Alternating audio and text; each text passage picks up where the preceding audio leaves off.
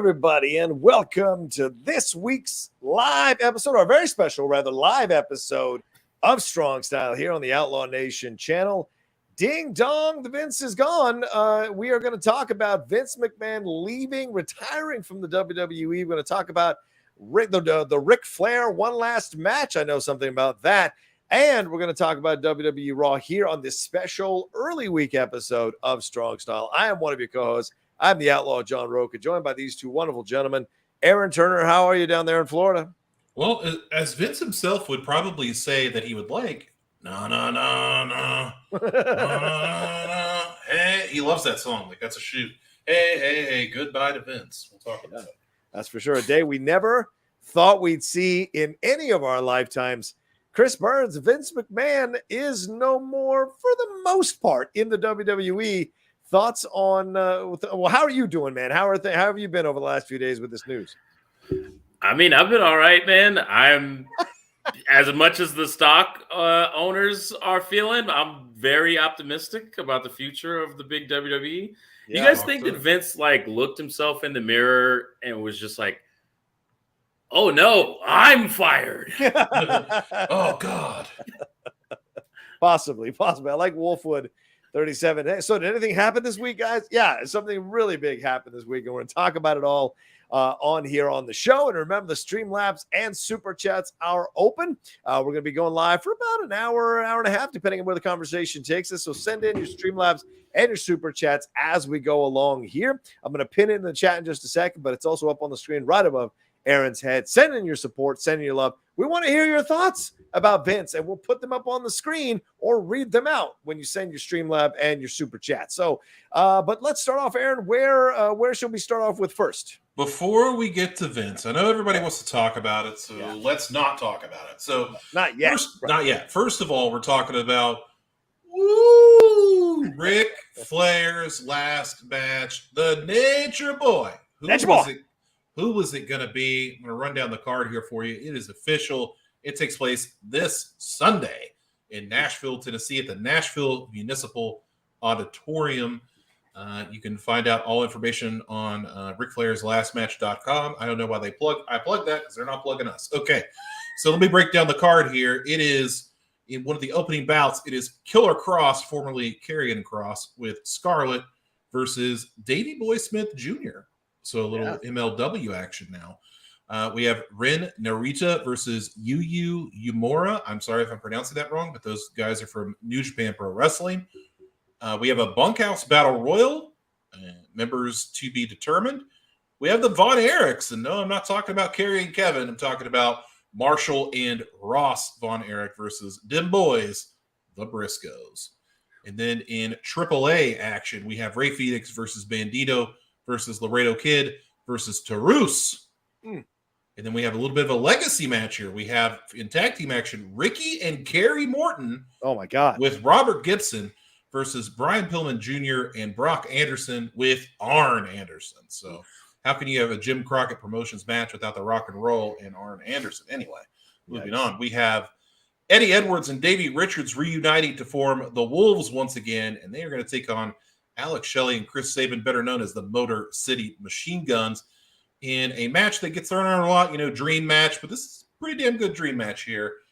Then we have a Four Corners match. Former Ring of Honor heavyweight champion Jonathan Gresham versus Nick Wayne versus former AEW superstar Alan Angels versus my new favorite AEW superstar Konosuke Takashita.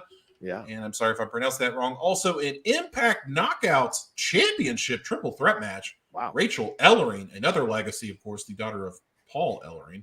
Jordan Grace, the Impact Knockouts champion. Of course, Deonna Purrazzo to round out that match. Should be great. And then we on the for the Impact Wrestling Championship, we have an Impact versus MLW Challenge. The champion, Josh Alexander, versus another legacy, Jacob Fatu. There you go. And in the main event, it is Ric Flair's last match. It is the Nature Boy, 16-time world champion Ric Flair, and his son-in-law, Andrade El Idolo, in a tag team match versus Ric Flair's longtime rival, not Jeff Jarrett, nay, Jay Lethal. And Jeff Jarrett being led to the ring by his wife, Karen Jarrett. So there you go. Ric Flair's last match on the card.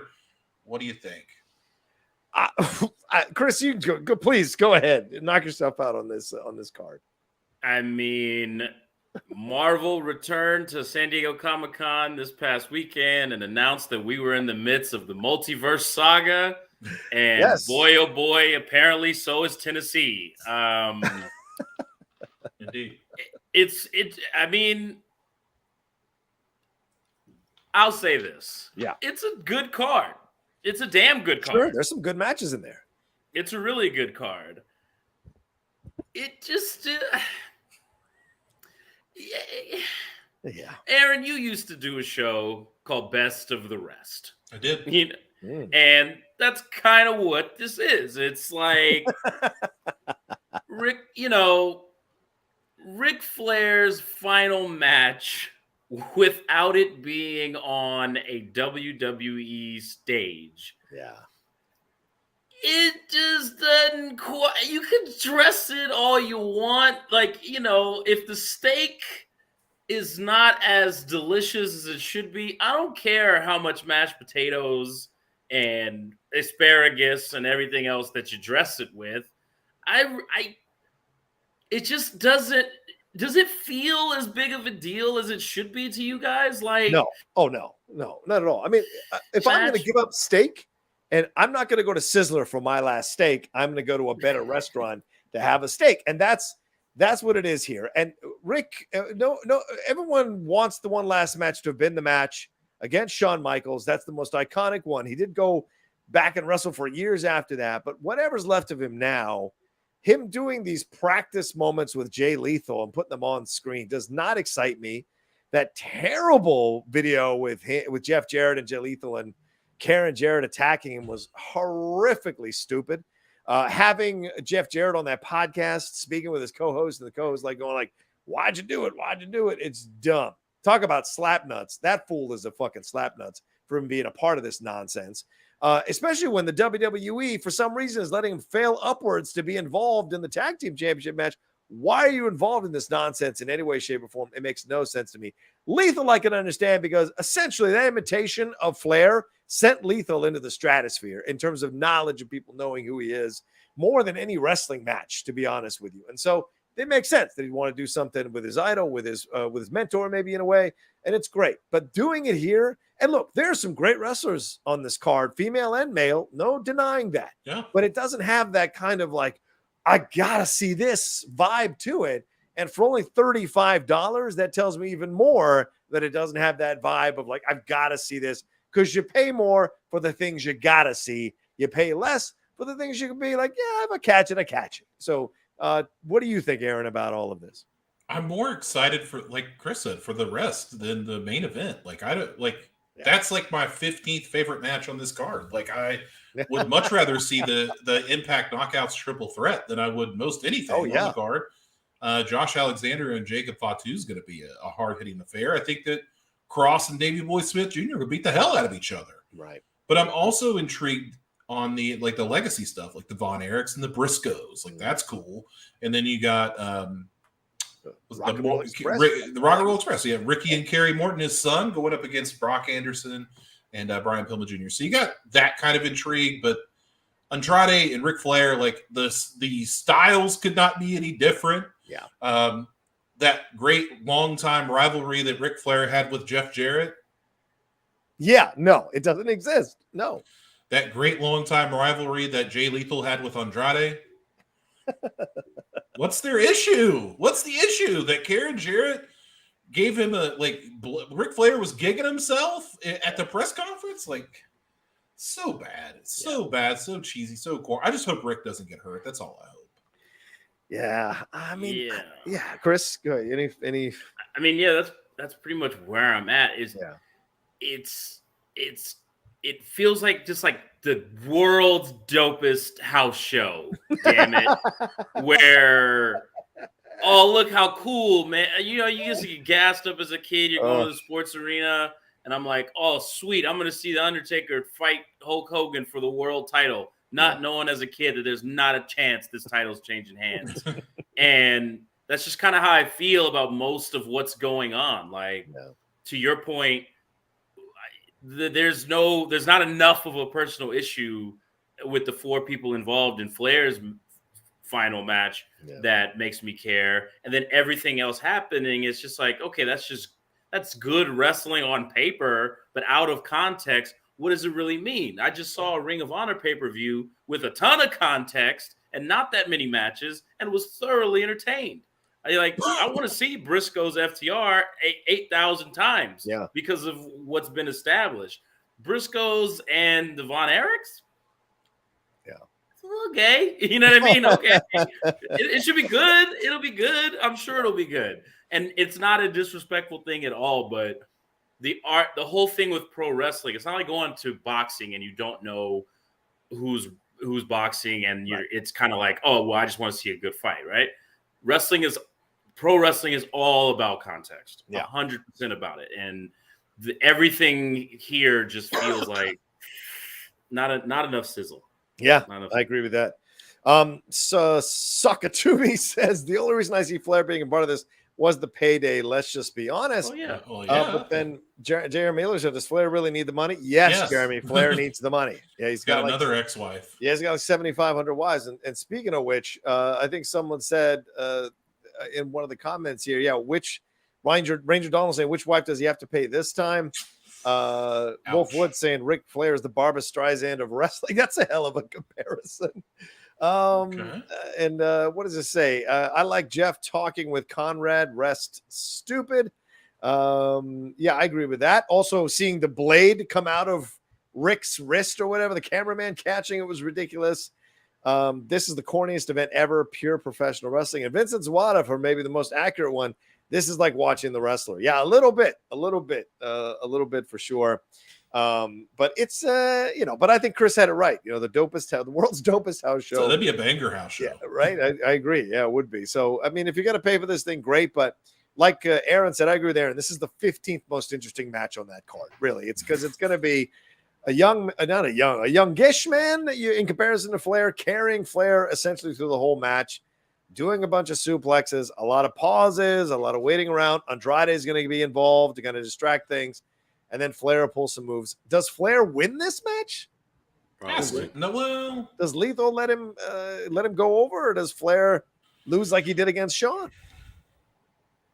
Could you imagine that Ric Flair's last match is Jeff Jarrett pitting him 1, 2, 3? Oh Lord, kill me now.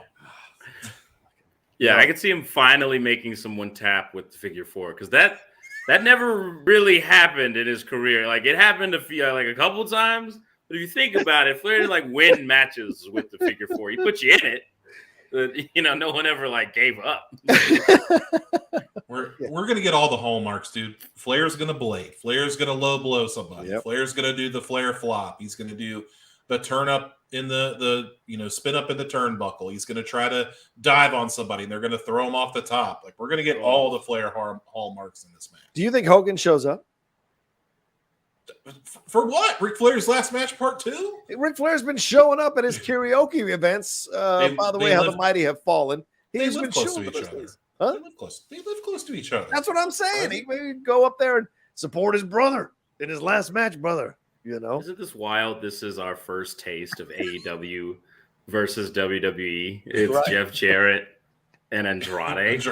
Yeah. What the hell is going on, man? I'm amazed WWE's letting Jeff Jarrett do this. I'm super amazed because why wouldn't Charlotte show up if you're going to let Jeff do this? So it just seems odd. There's a world of difference in their minds between Charlotte and Jeff Jarrett. They don't give a shit with Jeff Jarrett is a referee of a SummerSlam match for the tag team title. They don't care what he does. Which was I think the same match they had at SummerSlam last year. It was also them, the Usos versus Street Profits. That's fair enough. All right. All right. Anything more to say on this one before we move on? I can tell you this: that Ric Flair, they sold a bunch of Ric Flair action figures, new custom Ric Flair action figures for. I think they had 500 of them, and they were selling them at $200 a pop. Wow! So Rick's making some good money off of this. Yeah, I guess so. It lasts. People are willing to pay for these kinds of situations for sure. But I think in the end, this is also, like we've been saying since that Dark Side of the Wrestling episode, this is all PR. This is all trying to change the narrative around Rick and make him sympathetic and make him someone people should cheer for and remember. And we're already seeing people with fuzzy vision about the past with Vince McMahon, with all these tributes we're seeing, which we'll get to. So the same thing seems to be happening here. People are rallying around the guy who they feel was victimized by an episode, or there are people who just don't care about that episode because they love Rick so much. And his PR people are turning this into something so that he's this last cowboy riding off into the sunset type thing. So yeah, it's just kind of weird on so many levels. As we both, Rocha and I, sit here with our Hulk Hogan shirts on. Yeah, that's not conflicting to what's going on right now. I mean, I'm not supporting him wrestling. Yeah, and Chris has a Vince shirt on, so there's all that.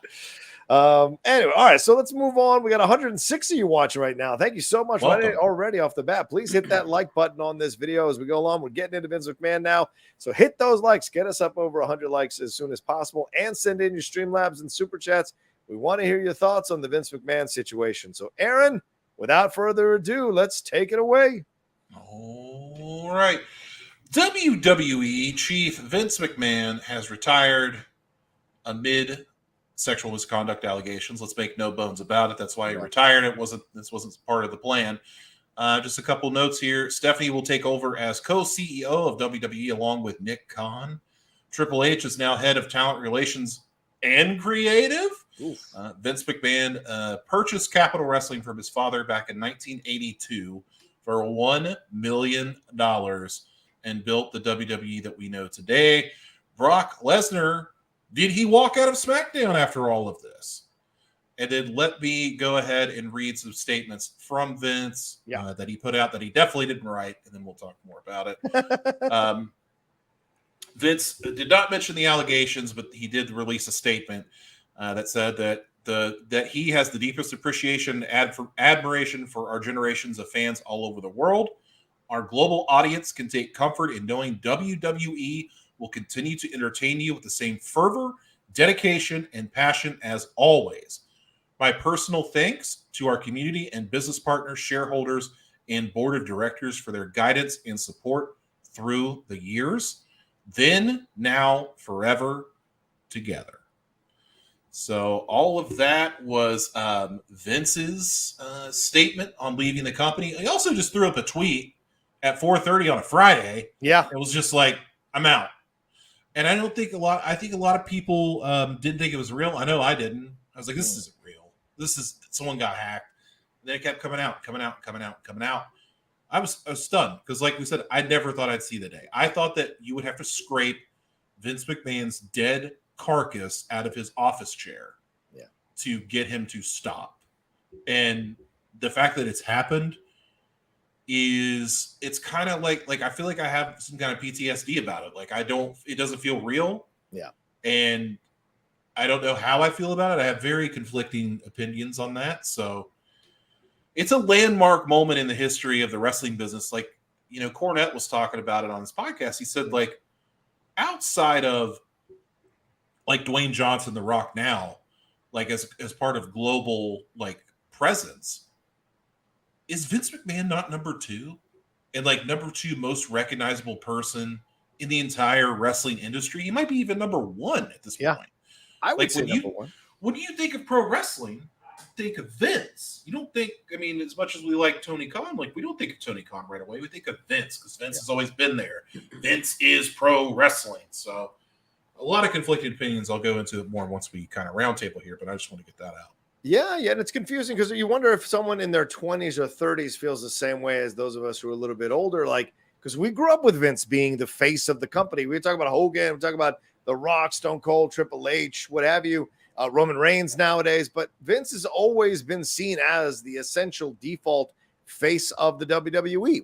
When you say WWE, Vince is the next face you think of, and I wonder if it's different for younger people because he isn't as on camera as he was during the 90s and early 2000s and in the 80s, certainly calling the matches and then eventually get involved in storylines later on down the road. So that's a weird thing to consider. Is it different for the younger fan? Do they see Vince as the number 1 guy necessarily? I wonder. But yeah, when I saw this news, I wasn't necessarily surprised, but I was shocked that it happened in my lifetime, that I was alive to see it happen. As you said, I thought he would just die eventually.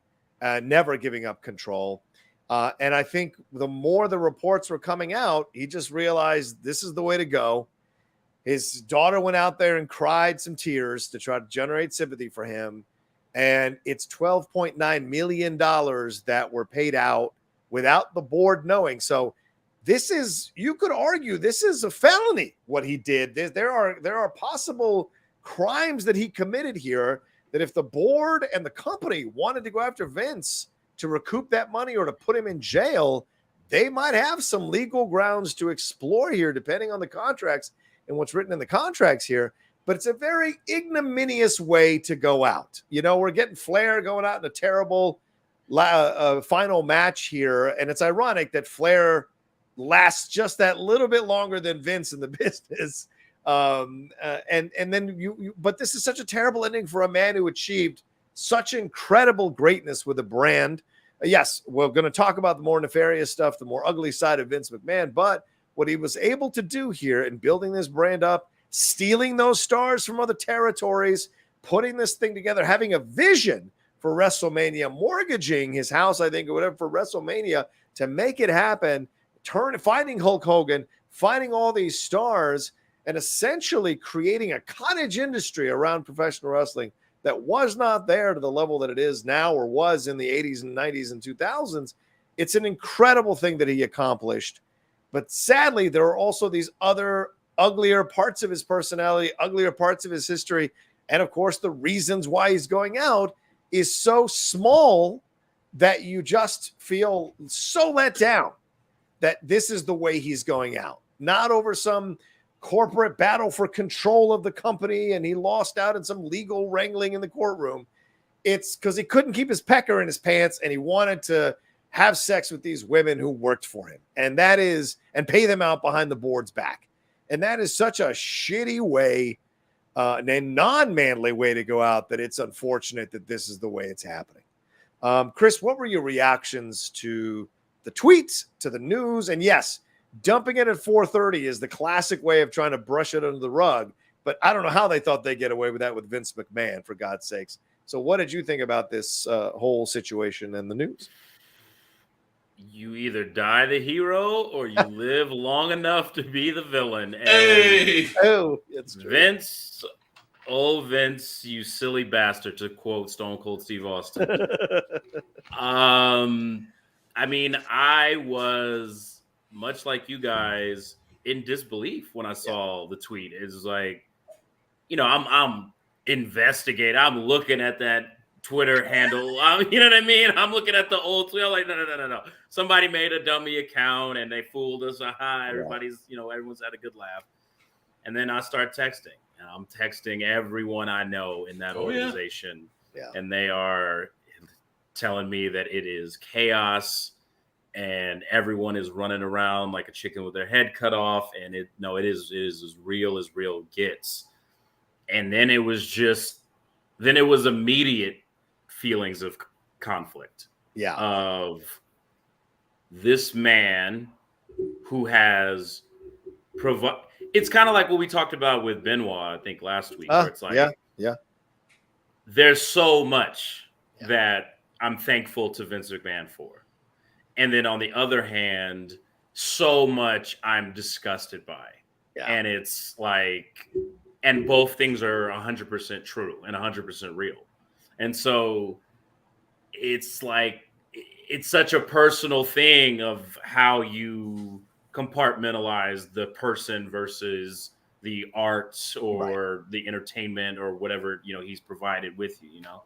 But just because we'll get into the nefarious stuff, but just speaking of what this means in general, it's like, you know, I pulled this shirt out. This is a WWF 1992 Tour Crew t-shirt. What? Okay. Wow. On the back, I want you guys to see this. This is that Vince? Vince McMahon driving the truck, the production truck. Is that Heenan on top? Heenan's on the top. There's Vince. There's Mean Gene and the Macho Man in the back.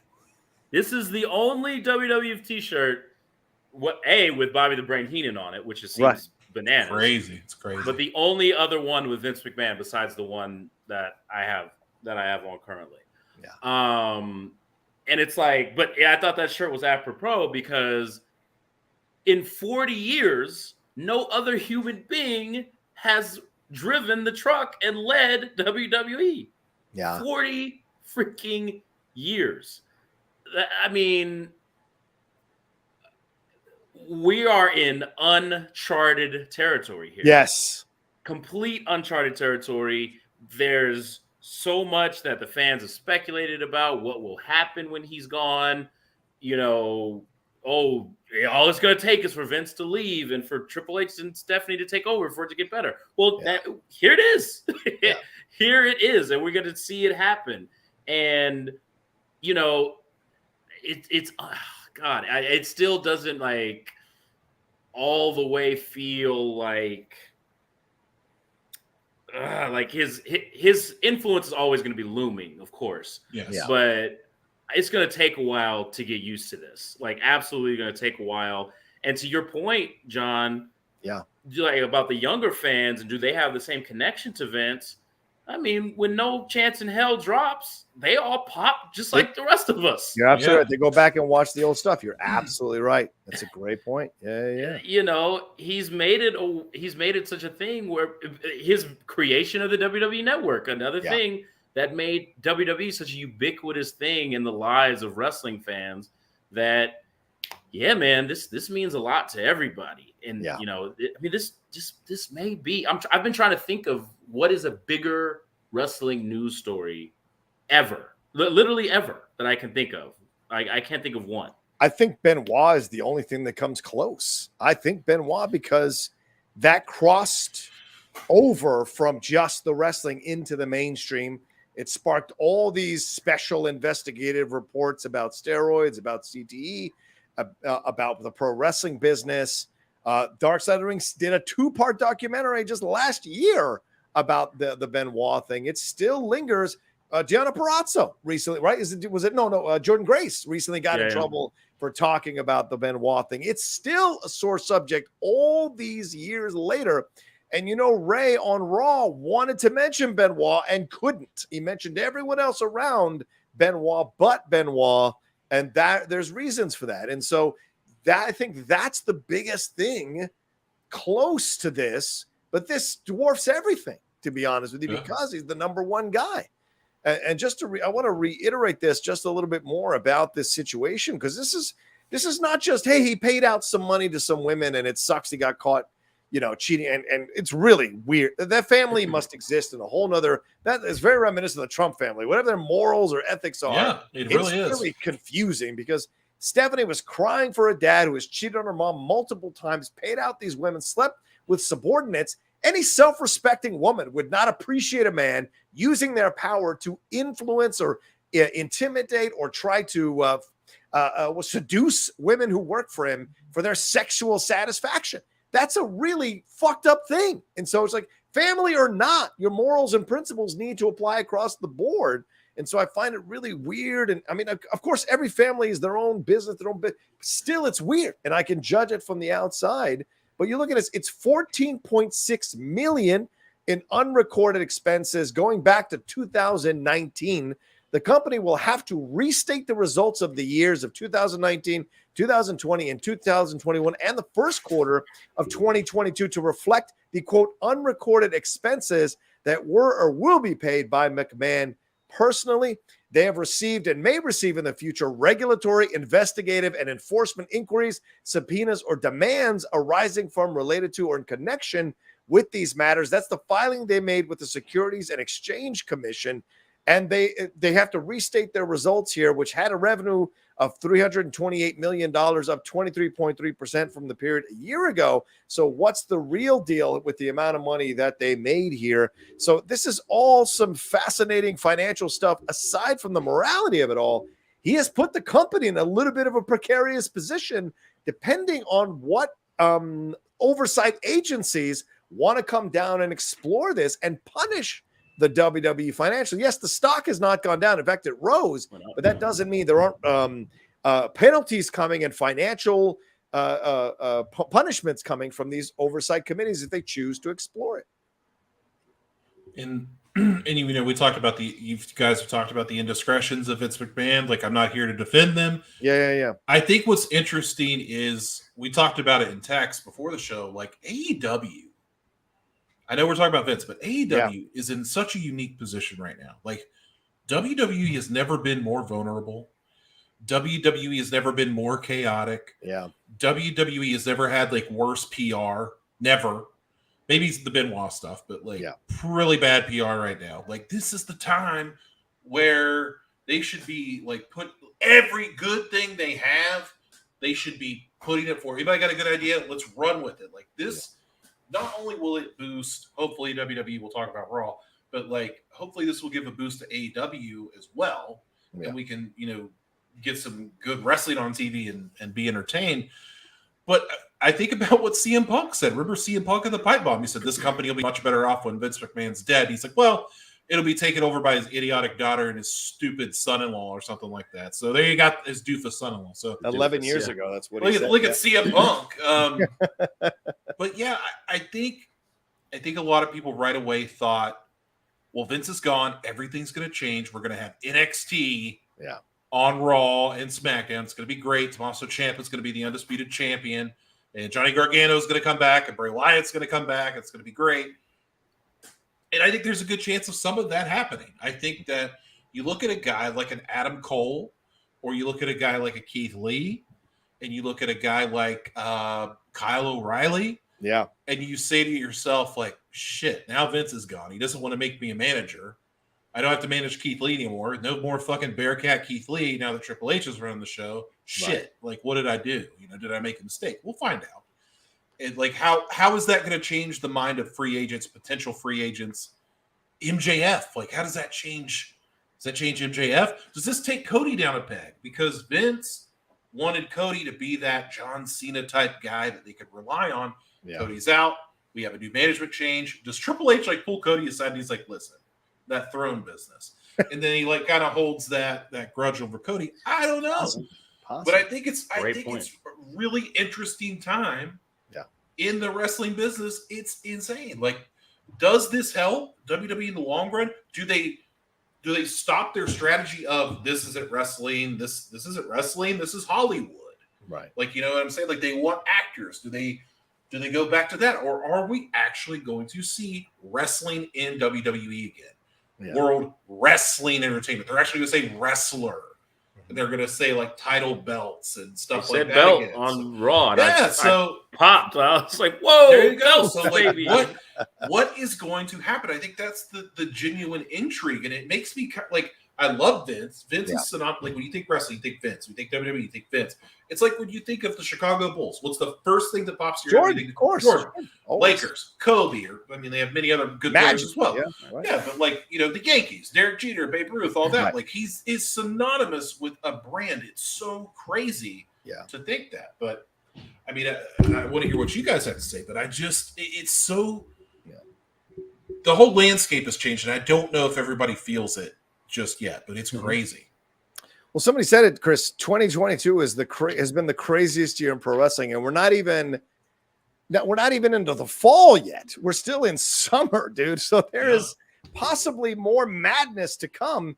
And you mentioned, Aaron, all these other don't forget about Sasha and Naomi. What happens now with Sasha and Naomi with Triple H in charge? And he loves Sasha and Stephanie, now a woman in charge of this situation, in charge with Nick Khan.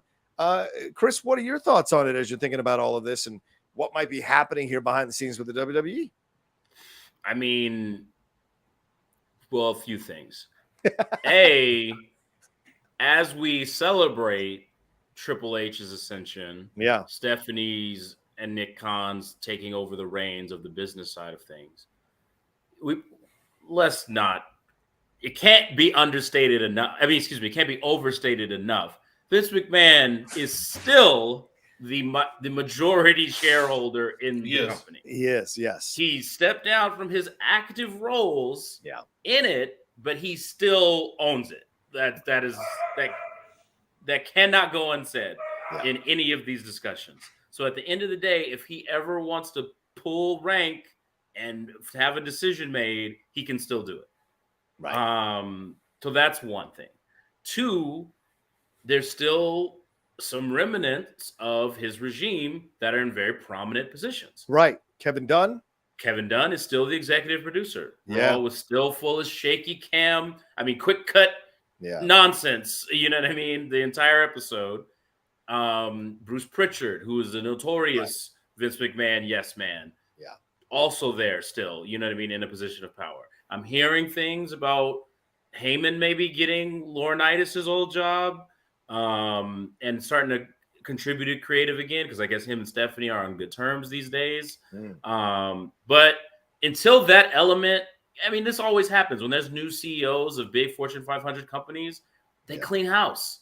You gotta take the trash out and start fresh. It has nothing to do with disrespect to the personnel. It's just like, look, man, you're set in your ways, and nothing I can do is going to change that. So I just got to send you on your way, really.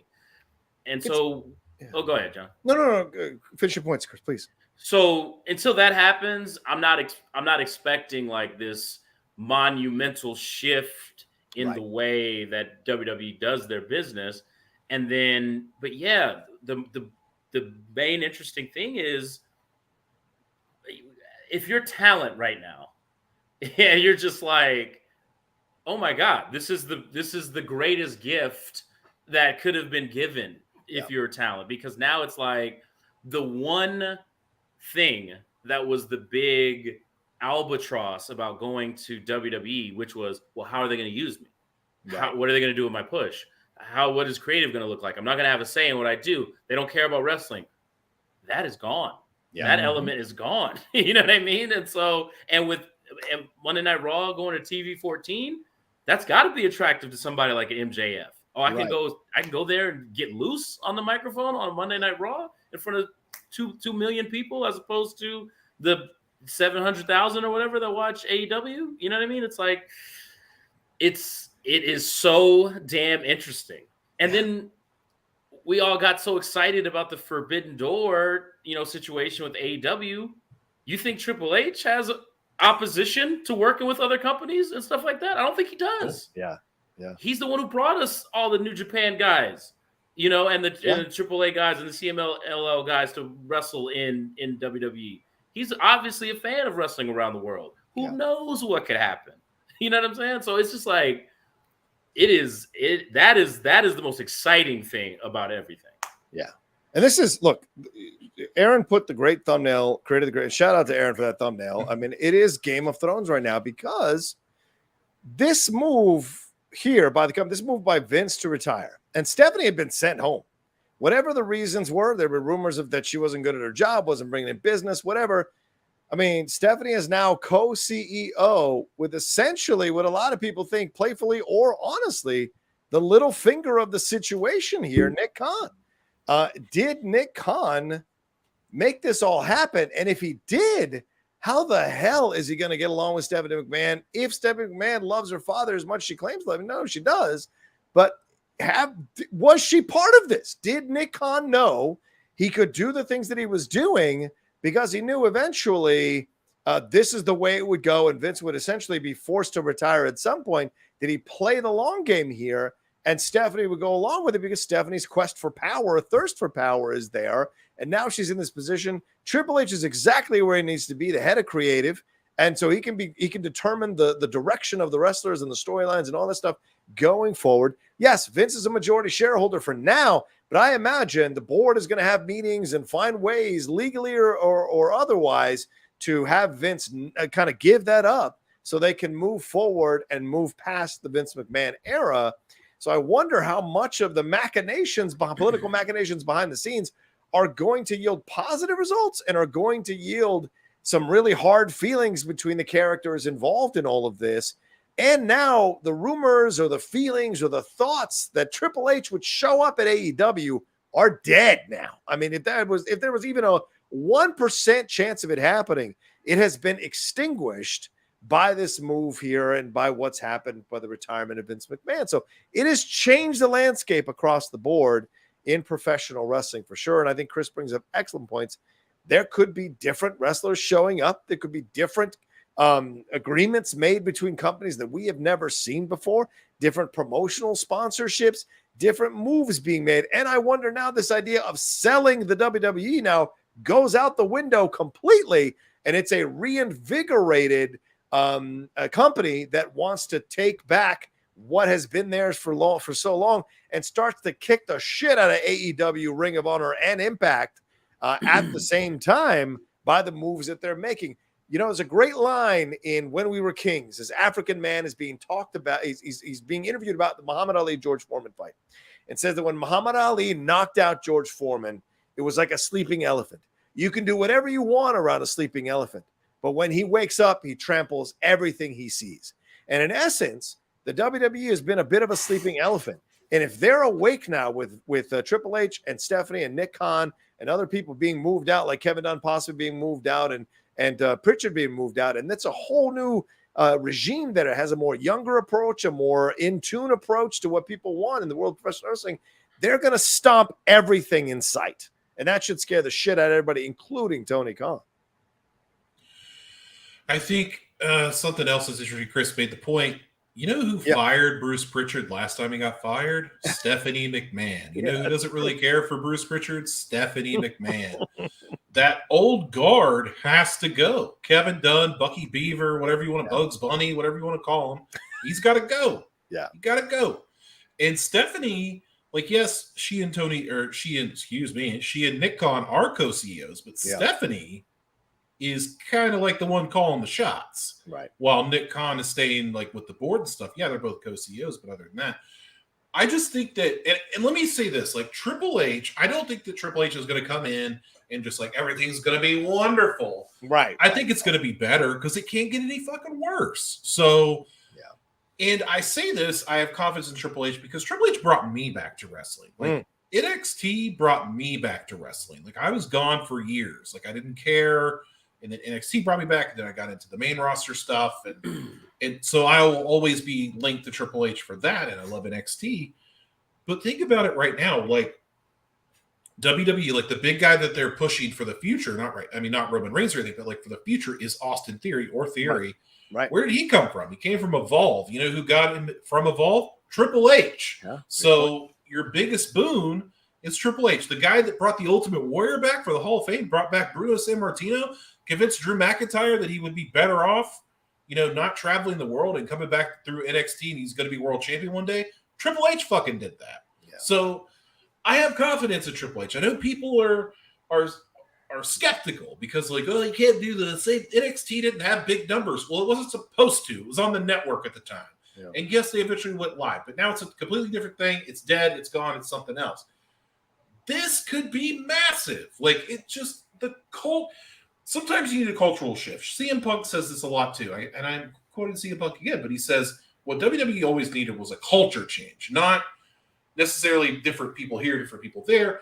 The whole culture needed to change because it was entertainment. It wasn't wrestling anymore. So there's that. Yeah. And you guys ever seen the movie Summer School? Yeah. Mark Harmon. No, yeah. I have not seen it. So I'm sorry to spoil a movie that's probably 30 years old at this point. A little the whole thing, right? Exactly. They had to do. They had to get these kids to pass the skills test, the remedial English, and at the end of the day, at the end of the movie, it's like they don't all pass, but the improvements that they made were just astronomical, right? And that's what I always think of when people talk about like NXT and it not drawing numbers. No, it never drew the same numbers quite like AEW or the main roster. You know what it did do? It turned a reality show into a viable third fucking brand in the WWE. It fucking went on tour. So at the Barclays Center. Yeah. You know what I'm saying? Yeah. Like they sold pay-per-views. They made new stars. They like you said, they had house shows. Like that was found money thanks to Triple H. Period. You know what I mean? And yeah, he had great people around him, but it was his vision. Yeah, that made that happen. So if he can make that out of, have you guys seen the original NXT when it was a reality show? It's awful, yeah. It was the worst thing ever. And he was able to turn it into arguably the most consistently good wrestling product in the United States for a couple years there.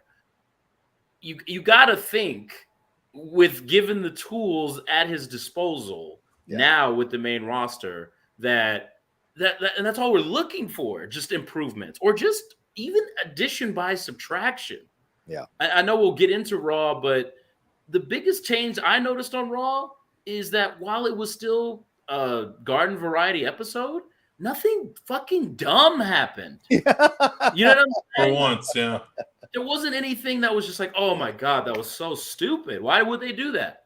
Right. None of that happened. There were segments that weren't good. They didn't work. But it wasn't because they didn't make sense or because they was just like, what is this even? Who is this even for? I don't get it. You know what I mean? It was none of that. Right. And if we get that on a consistent basis, it's an improvement. Yeah. So, I mean, I'm terribly, like I said at the beginning of this, very optimistic about what this man can do. And his relationship with talent and how he deals with them at being a talent and not somebody who had always wanted to be a talent and became one in Vince McMahon, but like someone who really grinded it out, was in it. You know, I don't know if he was old enough to ever have been in the territories necessarily, but, you know, grinded it out on the indies, was terrorizing in WCW, had his push destroyed because his friends decided to break kayfabe in the middle of MSG. Right. Still clawed his way up to the top and made himself the goddamn, you know what I mean? He's married to the CEO. Yeah. You know what I'm saying? Yeah. Like, this man knows what he's doing. He's good. He's what's best for business. Yeah. And, you know, everyone was like, I remember a lot of people were doing this like thought process of like, well, the Vince McMahon advantage is gone. His relationship with like these really, really big names and stuff like that is what would always put them over the edge. I was getting the text messages. Brock Lesnar actually left that arena upon hearing the news about Vince McMahon. But did you watch the end of that episode? Was he came there? Back. He came Was back. he there? Did he do his job? And did he smile about it? Absolutely. Yeah. You got to think that Hunter sat down with the guy and was just like, look, this is the situation. Yeah. You know, blah, blah, blah, blah, blah. Let's smooth this thing over and make it right for everybody. Or even go further on. Hunter might have called Vince to call Brock. He might have even done that. Hey, Vince, call Brock, get him back in the building. Either way, he was instrumental in getting Brock back in the building. So that speaks volumes of his abilities to do that. And nary a Michael Cole promo about it. No surprise. Luis Enrique de la Pena says, good afternoon, fellas. Do you think they made Ziggler a face to strip theory of his case or make him fail at cashing it in? Let's deal with that when we get to Raw. When we can talk about Raw, when we get to Raw. We're still in the Vince phase, Luis, right now. J-Dog saying Vince McMahon gets no flowers from me. Nope. I respect it. I get it. Yeah. I mean, this is an interesting situation. We'll address that in a second, J-Dog. Totally respect your feelings. Luis Enrique de la Pena says, do you think McMahon retired or was he advised to do so before the stocks plummeted? Will he still be pulling the strings from the shadows? It all depends on what his relationship is with Stephanie. It all depends, right? Because I think he could pull the strings from it, kind of like I think Dan Snyder is pulling the strings, because even though his wife is supposedly in charge of day-to-day operations, Dan Snyder is absolutely pulling the strings on the fucking Commanders. So I wouldn't be surprised if Vince is still somewhat pulling the strings through Stephanie and Triple H, but it all depends on what's been laid out in terms of the course going forward. What's legally the best thing for Vince McMahon to do? That's what depends in this situation. So, but it's absolutely possible, Luis, that they told him to get out before the stocks plummeted from that situation. I don't know. What do you guys think? I think that billionaires win the game more often than not. As shitty as it is, and you know, it's a fact of reality. It's just like, I mean, the guy essentially, everyone's like, you were singing "Ding Dong, the Vince is dead." The stock jumped 9%, right? And he became richer by leaving. Yeah, you know what I mean. Like he dumped, I think what they said, like 38,000 shares or something like that today. He just cashed out. He just absolutely cashed out on his, you know, ousting from the company, and he still owns it, by the way. Right. So whether or not he was advised to do it or he did it on his own, I mean, I think for sure he was advised to do it. Yeah. Every indication of their planning would indicate that he was still wanting to be involved. Look at the Theory storyline. They have to completely pivot because Vince was there. If he was planning on retiring anytime soon, there's not a chance that they would have started that kind of thing. So yeah, I think for sure he was advised, but at the end of the day, the man is always going to find a way to come out on top. That's why, we can get into it, but I don't.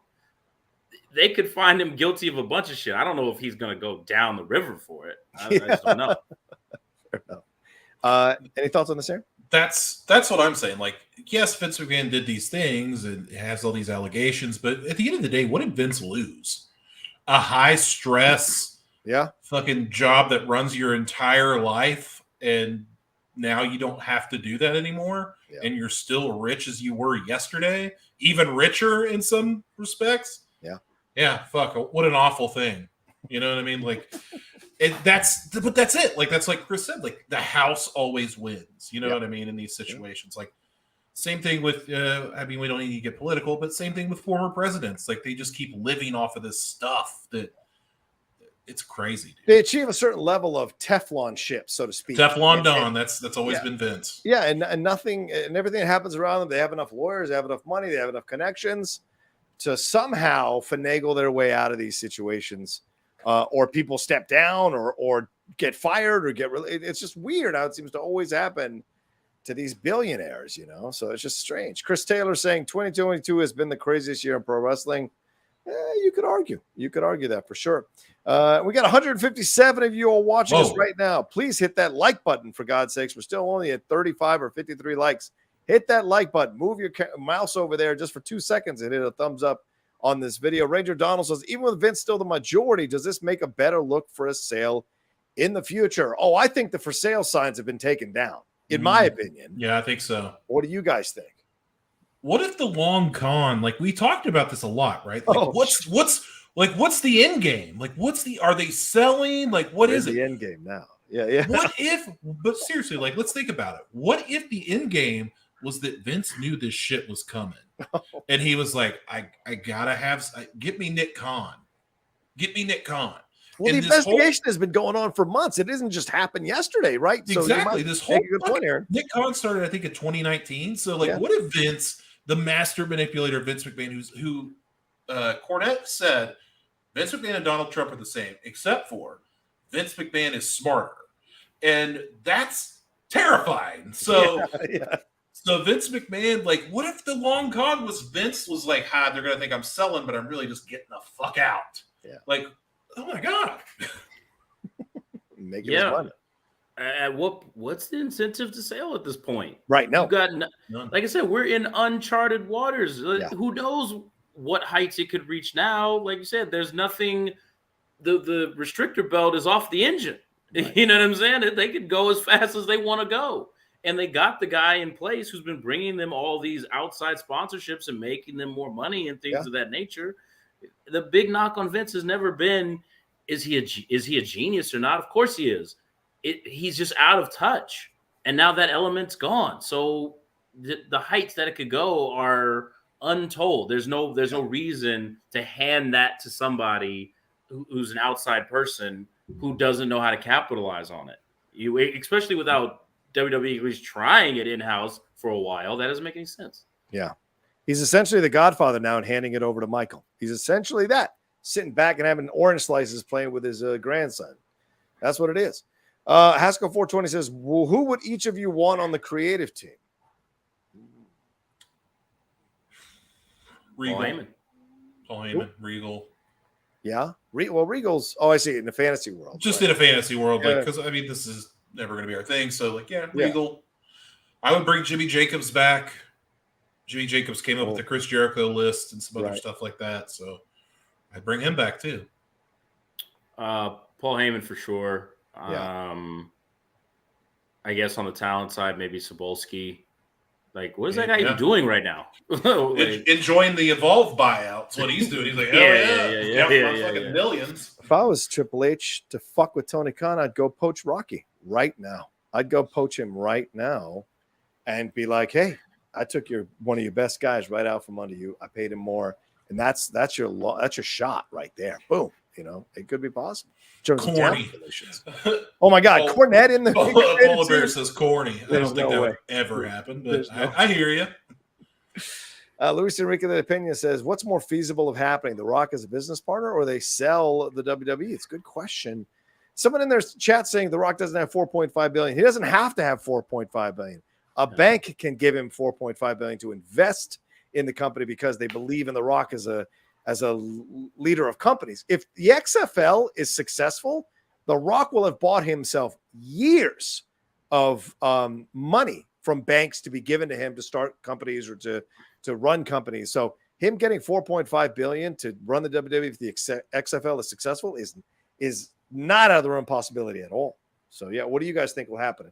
The Rock is a business partner, or they sell WWE? That's the big conspiracy theory, right? Like, yeah. You know, Nick Khan and The Rock are childhood friends, and this is all a plot for Rock to eventually buy it with a conglomerate of some kind. Look, the real corporation. With these dudes with money, I'd put nothing past them. You know what I mean? And what a legacy move for someone like The Rock. Yeah. If it's like, you know, my family who busted their ass for this thing for years and years and years, and now me, their offspring, I own it.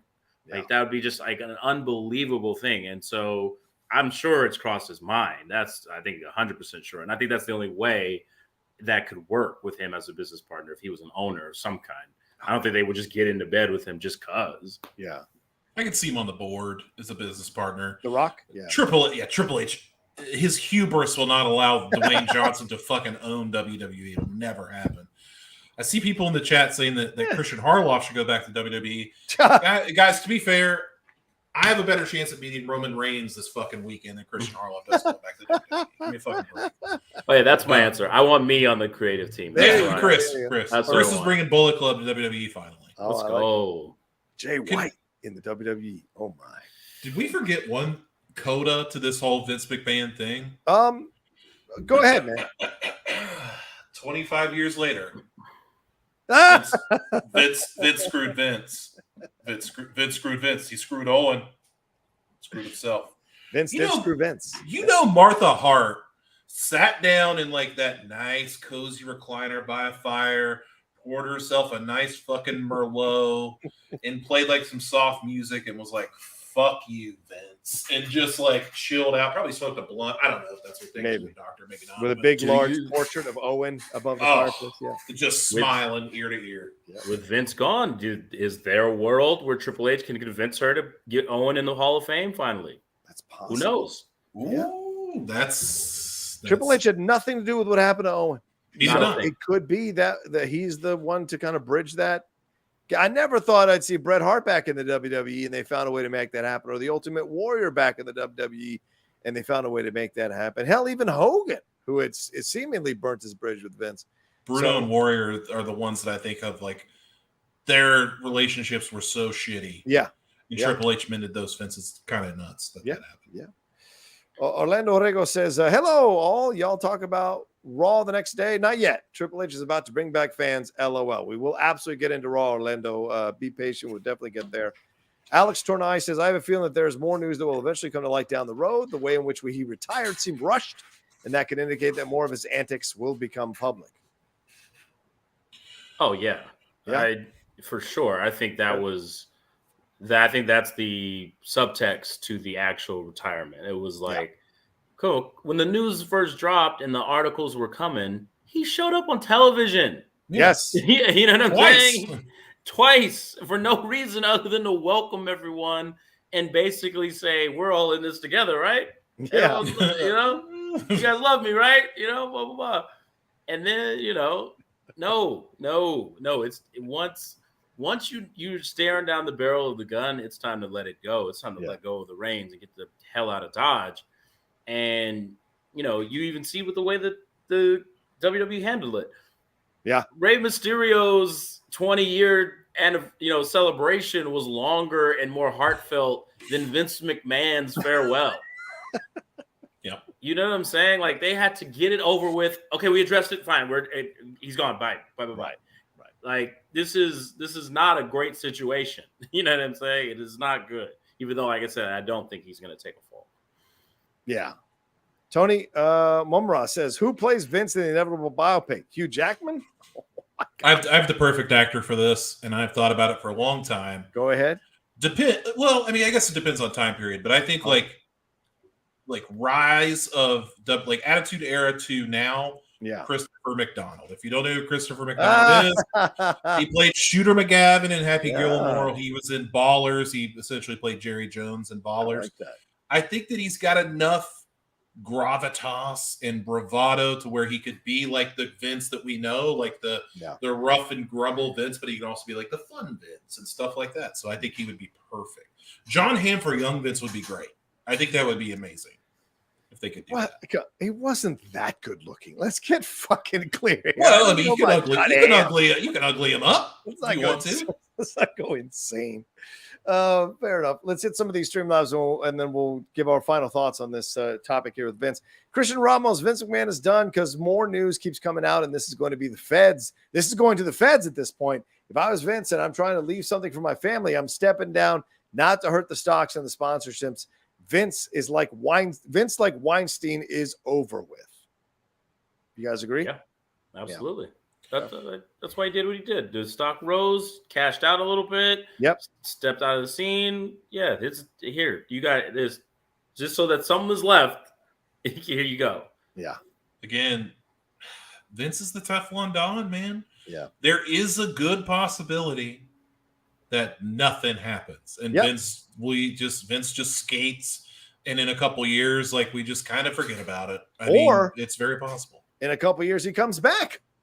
You just never know. Not to be in charge, but just to maybe play a storyline out or something. Oh my god!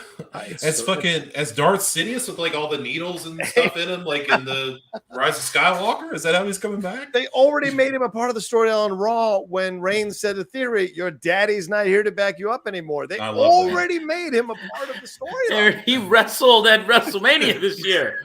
That's true. Exactly. It's not as though. that line is so good. That line was so good. I know Triple H was in the back like it was a good one, wasn't it? Justin Toner says, hi guys, what an insane year. Never thought I would see Vince leave like this. I appreciate what he did for the business, but I'm glad he's finally gone. Kevin Dunn next, please. FTR versus the Briscoes at Death Before Dishonor Saturday was amazing. Decent show though overall. I didn't get a chance to watch it, so any thoughts? Did you guys get a chance to watch it? Any thoughts on that? It was a rad show. Yeah. FTR, Briscoes they're outpacing these Young Buck FTR matches on almost every level. It's like kind of a bit of a shame that the Briscoes aren't allowed on AEW TV.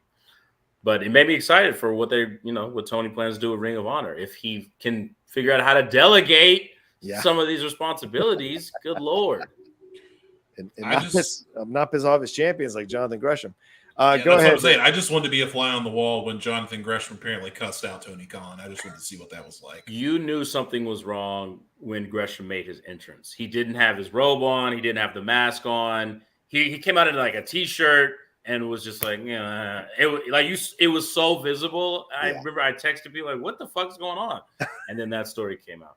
Yep. There you go. Haskell 420, he says, hi guys, Creative is going to take some time, especially with SummerSlam this weekend. I hope he fires most of the non-wrestling writers. That's Triple H. Sends them back to Hollywood. Stars go off bullet points. I'd love the creative team to be Triple H, Paul Heyman, Mick Foley, and bring back the Road Dogg, Jesse James. It's not a bad combo. I like the combo. But can we get a woman in the fucking creative team? There must be some women. Now, Molly Holly, put her in the creative team. Let her be part of the creative team for fuck's sake. So it's all dudes. I want a woman in there. There are a lot of women wrestling now, and they will feel empowered by having a woman on the creative team, for fuck's sake. So I hope that's something that they consider as well. Throw a name out there for you that they may want to use. Okay. Medusa. Yeah.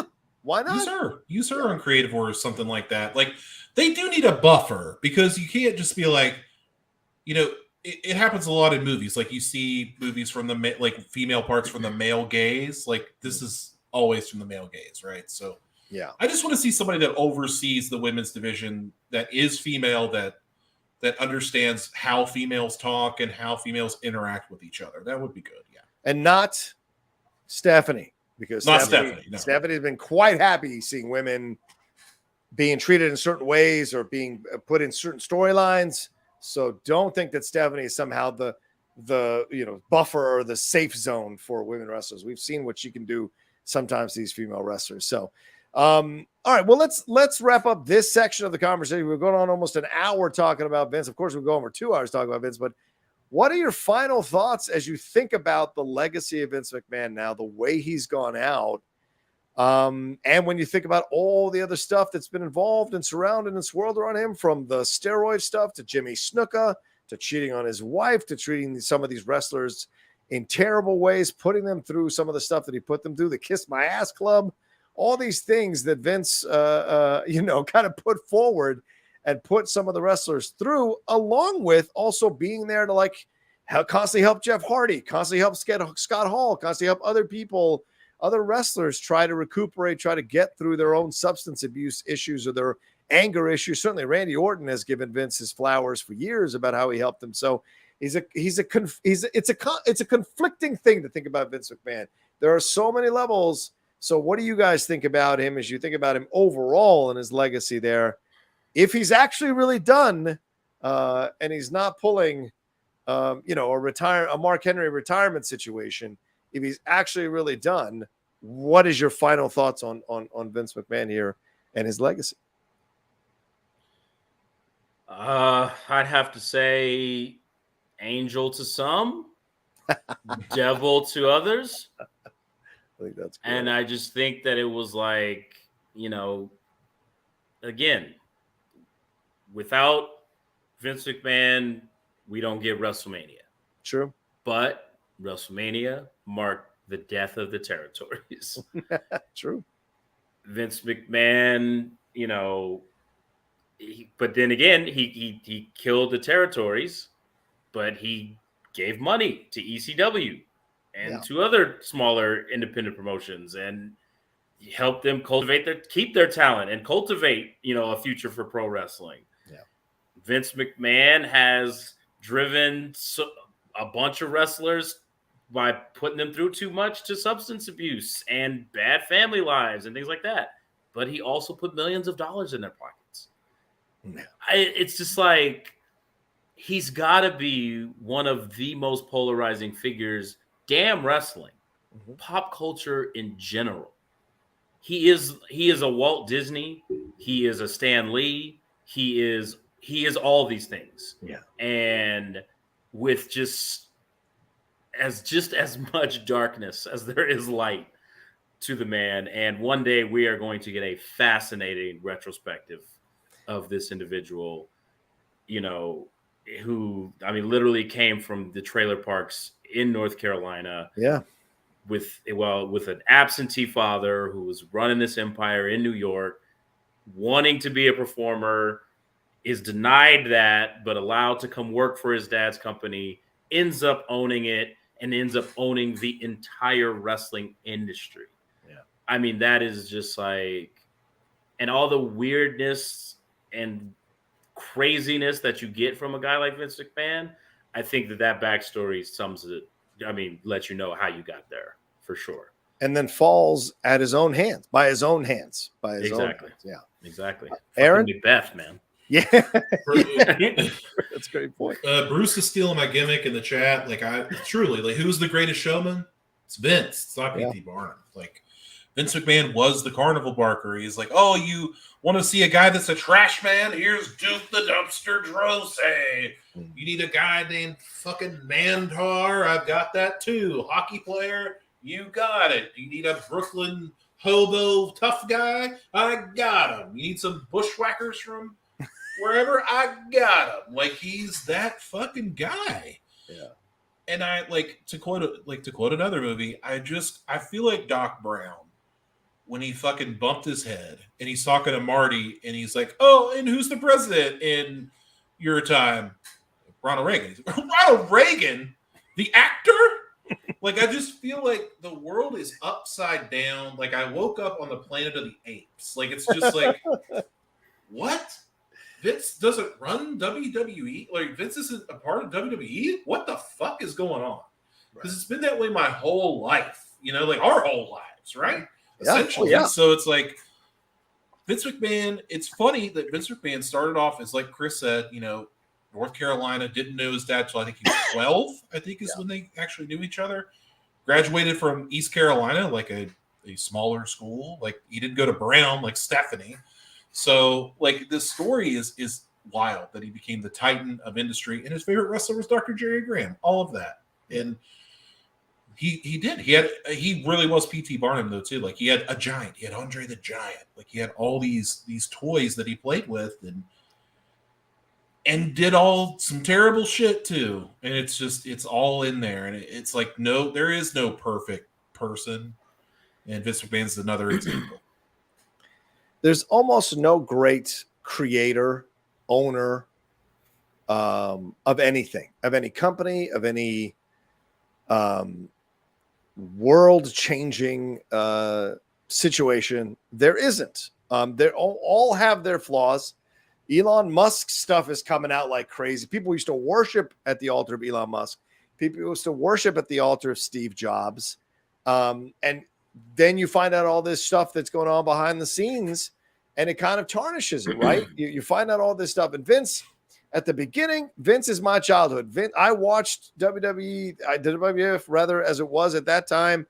That changed my whole life. It made me appreciate showmanship, promos, matches, storylines. When the Attitude Era came, it ripped me away from WCW and the NWO to be addicted to this and watch this and what they could do with this. He changed with the times. He was always one step ahead. And if he was one step behind, he figured it out and got one step ahead. It's just incredible how he was able to ride out the highs and lows and always come out on top and always find that face, always find that person, from Hogan to Cena, from Hogan to Bret Hart, to Undertaker, to Cena, to The Rock, to Stone Cold, to Triple H, to now Roman Reigns.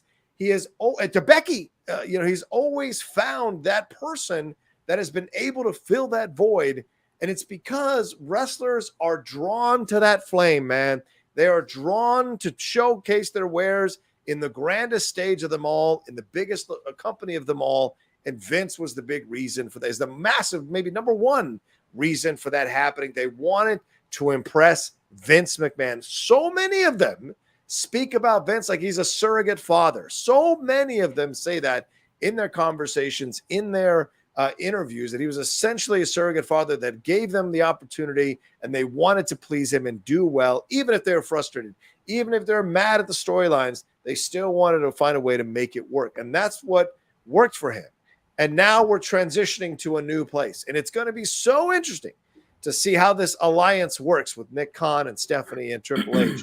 But in the end, there's a lot of unsavory shit about Vince McMahon. So you can choose to hate the guy and not like the guy and say, yeah, he built this thing, but how many people have really gotten something great out of this thing? Or you can look at the other way and say, he built this thing, and I enjoyed so much of what he built, and it breaks my heart to see all the other negative stuff.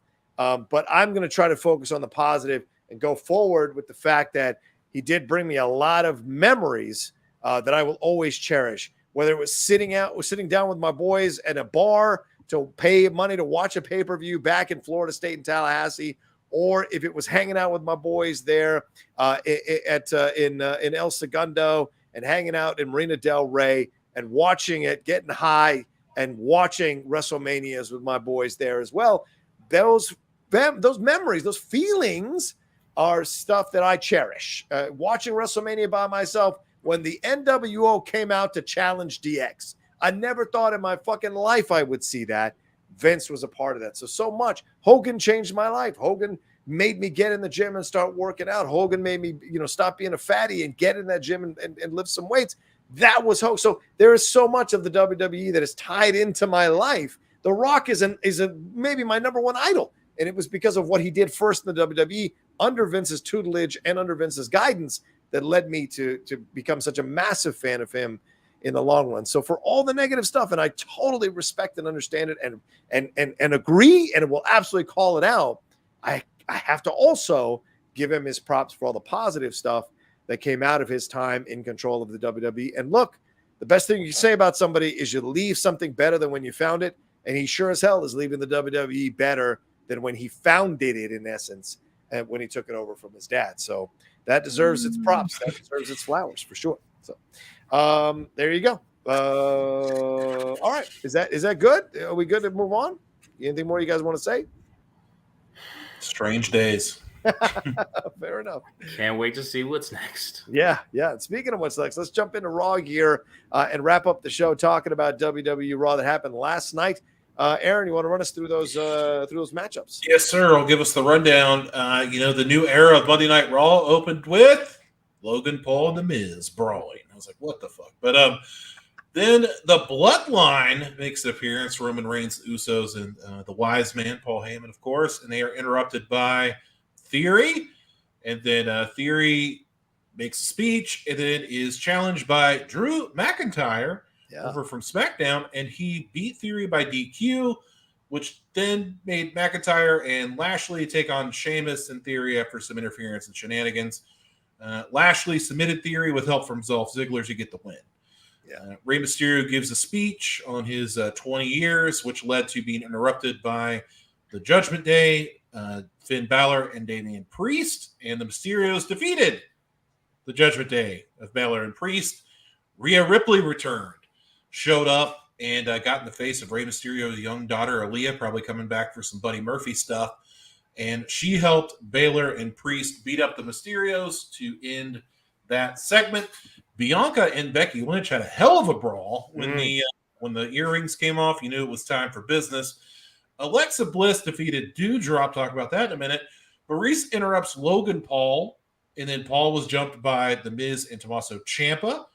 AJ Styles and Dolph Ziggler defeated the Alpha Academy. The team of the Bloodline, Roman Reigns and the Usos, defeated the team of Riddle and the Street Profits to end the first Vinceless Monday Night Raw. Yeah. So there you go. Chris, thoughts? I tweeted it and I texted you guys that first hour or so. I was like, okay. Just because I don't know if it's because subconsciously I knew that the regime was changed, that there was just a feeling in the air of something different is happening and something seemingly a little bit more real is taking place. I can kind of lose myself in what's going on a little bit more. But yeah, I mean, just it didn't feel as produced as it normally does. And like I said, that might be a placebo effect by all of the context around it, but that's what it felt like. The entire, just in broad strokes in the episodes, all the Vinceisms started to kind of not happen. They call it the WWE Universe fans multiple times. That is a no-no when Vince McMahon is in the headset. They call, like I said, they called the titles belts, which is another no-no. When Montez Ford started bleeding in the main event, they made it part of the story of what was going on rather than doing quick cuts to ignore it so that you don't see the blood. It doesn't take a lot. You know what I mean? I don't think, to Jim Cornette's point all the time, you're not going to always knock the intrigue or drama out of the park. But if you can get the simple things, this guy is mad at this guy, or this woman's mad at this woman because of this reason. Are you excited to watch them fight? That's all you really need. The brawl with Becky and Bianca made me want to see them fight. Yeah. The brawl with, the Drew McIntyre stuff made me want to see him fight Sheamus. Made, me want to see Theory and Lashley go at it again.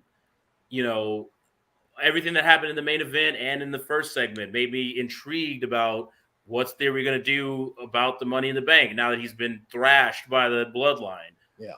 Is he going to cash it in? What are the Street Profits going to take the belts off? They're going to have another banger, obviously, but what's going to happen there?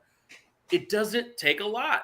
Yeah. You know what I mean? And that's where the frustration comes in so much with a lot of the dumb shit that happens in WWE. It's just like minor tweaks make all the difference. Yeah.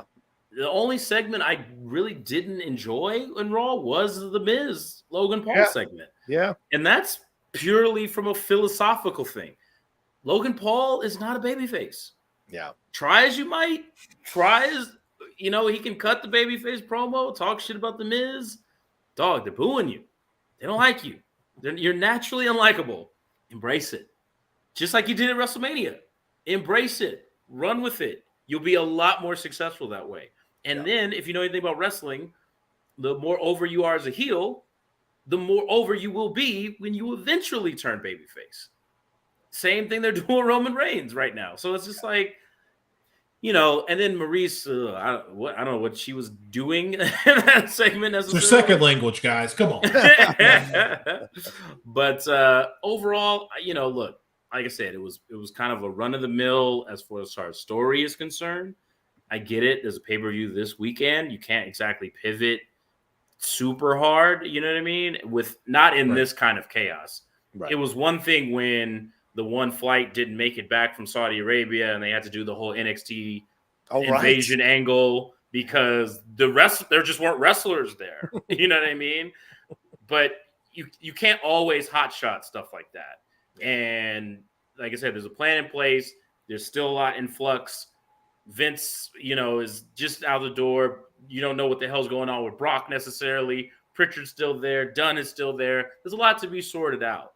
And I think after SummerSlam is when we're really going to start seeing it. But like I said, a lot of the irritating shit that bugs me from week to week was not present in this episode of Raw. And that's got my hopes up. It really does. Yeah, I got to say, I really enjoyed the Bloodline stuff with Theory. Theory is coming along in this program so well. Him getting in the ring was a bit of a surprise. And then Roman Reigns holding people back from beating him up. Very, very curious about all of that. Saying he wants to guide him, be his mentor, and then dropping that line about, your daddy's not here to back you up anymore, which I thought was just incredibly perfect because that's how promos are supposed to work. Take a little bit of the real life and just pepper it in to the character work. It makes people go insane. Yeah, the Logan Paul and Miz thing was weird, although it was kind of saved by Ciampa's promo. I thought Ciampa's promo on Logan Paul was fucking excellent. And so if anything comes out of this, and if Ciampa comes out of this looking even better to the main roster fans, then that's a great accomplishment, to be honest with you, because the Maurice thing was so clumsy and awkward, and the jokes were terrible. And as Aaron said, it's probably because English is her second language, so it didn't really work as strongly. But it didn't work out, although she was gorgeous in that pink dress, for the love of God.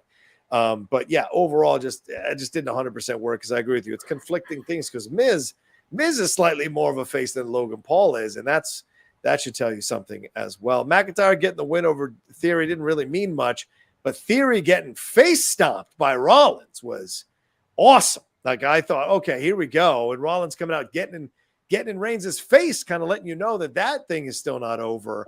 I thought was genius as well. The Rey Mysterio speech was really heartfelt and great. I hated that Dominic was in the ring at the same time. I hated that he didn't make a comment and say after Eddie, he's not your dad. I would have loved to have seen him to make one more allusion to it, to have the fans kind of play with it. But yeah, it was great words he said. They were very moving.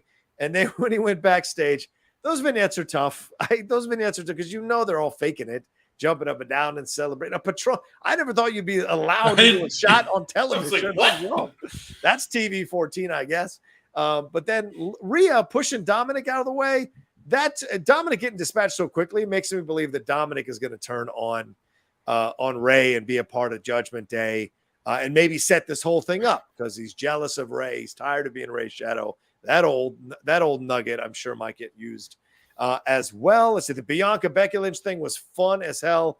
Becky coming out and then getting interrupted by Bianca, then interrupted again, then Becky losing it, and then Bianca taking her earrings off and going to town. I thought was awesome. And then the Bloodline defeating Riddle and the Street Profits was a great match with Reigns getting that victory when it looked like Riddle was going to win. But let me say this, the crowd was dead for Riddle. The crowd was dead for Riddle, which kind of shocked me a little bit. So I don't know if the Riddle train has left the station now and they're focused on Theory. They're focused on that storyline much more than Riddle still trying to get revenge on the Bloodline. It's kind of odd. So I turn it back over to you there, Aaron. What stood out to you? What worked for you? What didn't? Rhea Ripley, I don't know if this was on .com or the actual show, but when she said, Dom, who's your poppy? Yeah. And then Damian Priest said, Rhea's your poppy? I was like, sign me up for that. Anyway, amazing. I could tell the presentation, the show was different. Yes. When they focused on Bianca, because I've been complaining for weeks about how Bianca's the fucking champion, but like it feels like she's not the champion. Right. And this week it was like commentary kept saying like how good of an athlete she was, where she came from. She's the champion. She's beat this many people. She's this impressive. She's done all these things. I'm like, well, fucking finally, we're putting the focus on the champion, and that Becky Lynch and Bianca Belair have an issue, and they're going to squash this issue. And I was like, great, we're actually focusing on that. The Judgment Day, I hated when they interrupted the Mysterios, because I was like, dude, the Mysterios been getting goofed by Veer Mahan for like months. Like, what's it, Matt? One dude beat them both up. So two big guys or like 1.5 guys are going to beat them up? Like, okay. And then they lose. I was like, oh my God. But then they brought back Rhea, and I was instantly interested again. Because she kicked the shit out of Rey Mysterio and was just like, ha. I was like, yes, this is perfect. This is exactly how they should be using her. Because if there was no influence from Triple H and others, Rhea wouldn't have touched Rey. Like, that's just not how they do it. That's not how they do things. The women don't get involved like that. But when Rhea kicked Rey, I was like, all right, okay, we're doing something different. And also, like, you could tell in those segments, like, it normally, I feel like it normally would have ended with Rhea coming back to where they were all celebrating and just being like, when Aaliyah Mysterio was like, get out of my way, and then Rhea would just be like, make me. Like, Rhea would probably just fuck off, and that would be the end of the segment. But then we got more, and then we got more, and now they have an issue. So that's good going forward. We have a good issue there. And, like, as for the rest of it, like, it was too much theory for me. Like, he was in Seg 1. Okay. He was in Seg 2. He was in Seg 3. He was in Seg, like, 12. I was like, dude, like, I get it, but you have more people on the roster. Okay. I think that Tommaso Ciampa's promo is 100% Triple H's fingerprint. He probably just said, here's the microphone, go nuts. And then Tommaso Ciampa cuts like one of the best promos of his entire life on fucking Logan Paul. Yeah. And I was like, wait a minute, who's fighting who? Because you can see if you haven't seen the interview, I don't know if it's on .com or it was on the show, but like it's on YouTube. Yeah. Tommaso Ciampa is cutting such a good promo that the Miz, like a guy that's like very good on the microphone, has the gift of gab. Mike's great. He's like watching this like, that's pretty fucking good on the microphone, isn't he? Like, he was impressed watching Tommaso Ciampa, and that's going to be hard to do for somebody like Miz who has a great voice. So good for everybody came out better on this show. Yeah, you said Riddle's down, but I think Riddle is a guy that you can instantly bring right back up. Okay. Like, you could, if you moved him to SmackDown and made him the Intercontinental Champion or put him in a feud with Gunther, you'd have something right there right away. So it's just about moving parts and getting people in the right places. I would ask this question. What does a Survivor Series look like without Vince? Does it go back to the original format? Do we change it? What does a WrestleMania look like without Vince McMahon? So, like, these are questions that I have. Yeah. Oh, we're going to Well, I mean, we're not going to find out on Saturday because this is all Vince's plans. Yeah. So, but yeah, very curious. What does a WrestleMania look without Vince McMahon? What is it like? There's so many questions. What's NXT going to look like without Vince McMahon's fingerprints through Shawn Michaels on this thing? And I'm reading right now on Fightful that NXT is going to put their events right opposite AEW and one of their events here coming up soon. So let's go. Already the competition. You see the mentality is changing here, that they're going to attack these things head on and crush them. So it's going to be fascinating to watch. You know, just when things were kind of sliding into this boring area where we're just going to constantly bash WWE, here comes a surprise move out of nowhere. And now it feels like, oh my God, they're off the canvas. And everyone should be afraid. Everyone should be afraid that they're off the canvas for sure. Any final thoughts on Raw as we move on here and end the show? Glad they didn't mention how Ray almost lost an eye in his career. I did. He gave his eye for his craft. Show some respect. Fair enough. All right, well, there you go. That's our conversation of our kind of a early show this week. We'll be doing a show later on this week, of course, to cover the rest of the stuff that's happening in the world of professional wrestling. But we knew we'd be remiss not to talk about the Vince McMahon stuff and have it wait for a few more days. My apologies to you all that I was at Comic-Con and couldn't take a break to talk about it. So I hope you all feel good about the conversation we had about Vince and loved the lively chat. Thanks to everybody who joined us. Still 125 people in here right now. If you haven't hit that like button, please hit that like button and let us know what your thoughts are about everything we talked about here on the show in the comments section below. Hit a like on this video and share it on your social media with that hashtag strong style. So we appreciate you joining us. Appreciate these two gentlemen joining me for this show as well. Aaron Turner, where can they find you, brother? You can find me on Twitter at only Aaron Turner, TikTok strong_style_live. Find it there. Also, I've been starting a WWE video game collection, like everything that's incorporated. And I picked up this gem, WCW Thunder. I remember Thunder playing that for the PlayStation. So yeah. If you got them, if you got those games out there, I might be interested in buying. So hit me up. Respect. And Chris Burns, thanks again for joining us again, brother. Where can they find you, my man? At Chris_please on all the things, social media. I'm going to be in Montreal, Canada for the next few days for the Just for Laughs annual festival. So if you're in Montreal and you want to find a very inebriated me and talk some wrestling while I'm in the midst of my comedy summer camp, please feel free. Seek me out. Nice. There you go. As for me, you can find me at The Rocha Says on Twitter, Instagram, and TikTok, The Outlaw Nation on Twitch. Subscribe to the channel down below. Get us to 25,000 subscribers. Hit that bell button so you see when we're dropping all the content, including my Black Panther Wakanda Forever trailer reaction. I was in the auditorium for that presentation. I was in Hall H. To say it was moving and life-changing is those words are too small to describe what we all were experiencing en masse during that presentation and that trailer that was shown not only in the auditorium once. When the panel ended, they played it again for people to watch again, and nobody left and watched it all over again, and then they left. So an incredible night. So if you want to hear my thoughts about that trailer, it is up there on the channel right now as well. Look forward to all the content coming from the Outlaw Nation, including a review of DC League of Super Pets, which I'm going to go see tonight and have some fun, hopefully seeing, we shall see, with WWE superstar The Rock, or former WWE superstar The Rock. All right, y'all, take care of yourselves. Be well. We love you madly. And we'll talk to you next time with another brand new episode here of Strong Style.